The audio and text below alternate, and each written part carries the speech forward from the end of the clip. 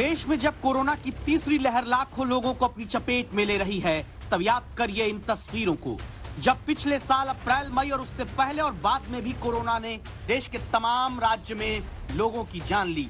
कितनों को ऑक्सीजन नहीं मिली, कितनों को अस्पताल नहीं मिला, कितनों को अस्पताल में बेड नहीं मिला, कितनों को दवाई और सही इलाज नहीं मिला।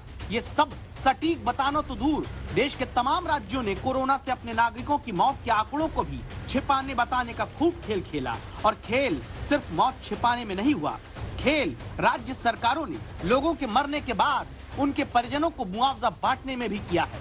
सुप्रीम कोर्ट में जस्टिस खन्ना ने गुजरात सरकार को फटकार लगाते हुए बुधवार को कहा, आप क्या गंभीर किस्म का गड़बड़ झाला है। गुजरात में कोरोना से मौत का आंकड़ा 10,000, जबकि मुआवजे के लिए 91,000 से ज्यादा लोगों का दावा है। आपके रिकॉर्ड में तो संक्रमितों और मारे गए लोगों का ऐसा कोई हिसाब नहीं दिखता। गुजरात में जरूर कोई बात है जिसकी वजह से ऐसा 10 गुना का अंतर दिखता है। गुजरात जहां पर जितने लोगों को मुआवजा दिया गया, उससे बहुत कम लोगों की मौत बताई जा रही है। यानी जहां मौत का आंकड़ा 10,000 के पार है, वहीं मुआवजे के लिए दावेदारों की संख्या लगभग 90,000 से ऊपर चली गई है। कोर्ट का ये कहना था कि आखिर आप ये जांच करें और बताएं, क्या आपके पास ऐसी सुविधा नहीं है। गुजरात के अहमदाबाद में लाइन में खड़े 75 साल के यशवंत दोषी हैं, जिन्होंने कोरोना के कारण सिविल अस्पताल में अपनी पत्नी को खोया था। अभी अपनी उन्हीं पत्नी की मौत कोरोना से होने का सबूत लेकर मुआवजे के लिए सरकारी दफ्तर में फॉर्म भरते हैं। अकेले गुजरात में ही 10 गुना अंतर कोरोना से मौत के सरकारी आंकड़े और सरकारी मुआवजा लेने वाले नंबर में इसलिए है क्योंकि दावा है कि पहले लंबे वक्त तक कोरोना सर्टिफिकेट में मौत का कारण कोरोना न लिखे होने पर उस मृत्यु का होना कोरोना माना ही नहीं गया।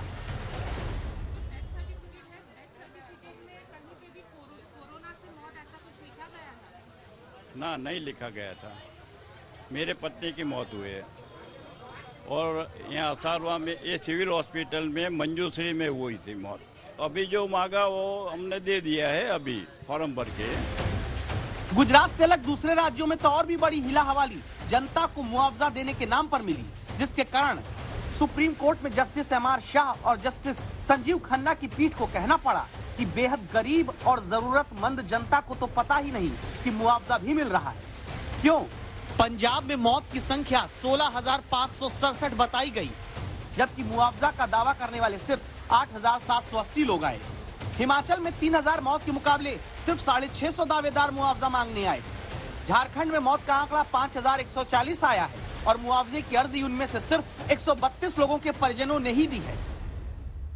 मौत और मुआवजे के बीच का ये अंतर क्यों है? कहीं पर ये अंतर ऐसा है कि मौत ज्यादा हुई और मुआवजे के दावेदार कम आए, और कुछ राज्यों में तो ऐसा है कि मौत जितनी हुई इससे कई गुना ज्यादा मुआवजे के दावेदार आए। कहीं पर तो कोई गड़बड़ है, कोई तो कमजोर कड़ी है।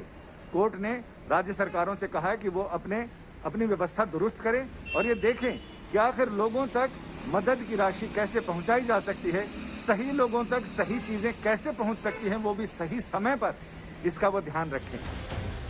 अदालत ने सुनवाई के दौरान आंध्र प्रदेश और बिहार के चीफ सेक्रेटरी को तुरंत ऑनलाइन आने का निर्देश दिया। जब आंध्र प्रदेश के मुख्य सचिव कोरोना से मौत के बाद मुआवजे में सरकारी सिस्टम की लाल फीताशाही पर सफाई देने आए तो पहले माफी मांगी और फिर कहा कि मुआवजा देने के आदेश में देरी की वजह दस्तावेज में पता या नाम गलत होना है। सुप्रीम कोर्ट ने कहा यह तो खतरनाक स्थिति है कि आपके यहाँ कोविड से मारे गए लोगों के इलाज और फिर मौत के रिकॉर्ड में पते ही नहीं है। अब कोविड मुआवजे के लिए दाखिल हुई याचिकाओं पर 4 फरवरी को अगली सुनवाई होगी। संजय शर्मा, दिल्ली आज तक।